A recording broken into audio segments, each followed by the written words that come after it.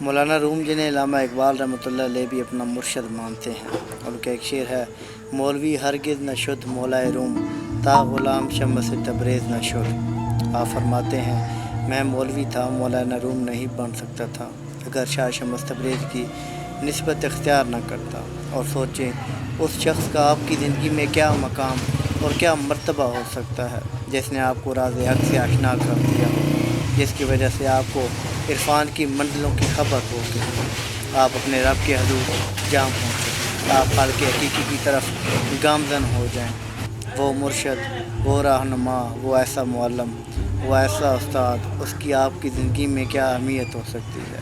آپ اس کے لیے لکھ رہے ہیں مولانا روم کہ مولوی ہرگز نہ شد مولائے روم، تا غلام شمس تبریز نہ شد۔ اسی طرح نظام الدین اولیاء بیٹھے ہیں، امیر خسرو سامنے ہیں۔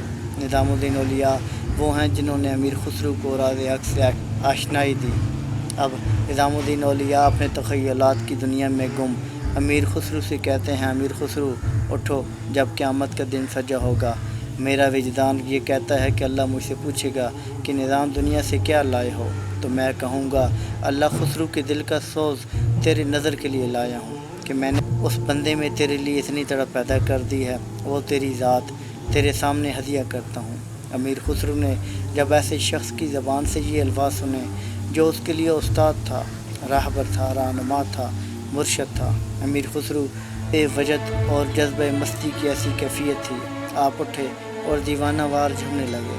تب آپ نے فرمایا، من تو شدم تو من شدی، من تو شدم تو جان شدی، طاقت نہ گوت باد زی، من دیگرم تو دیگری، I am become you, you become me, میں تم بن گیا ہوں، تو میں بن گیا ہے، میں من شدی، میں جسم، تو جان شدی، طاقت نہ گوت باد زی، من دیگرم تو دیگری، I am become you, you become me, I am become your body, you become a soul, and we are become so much submerged inseparable۔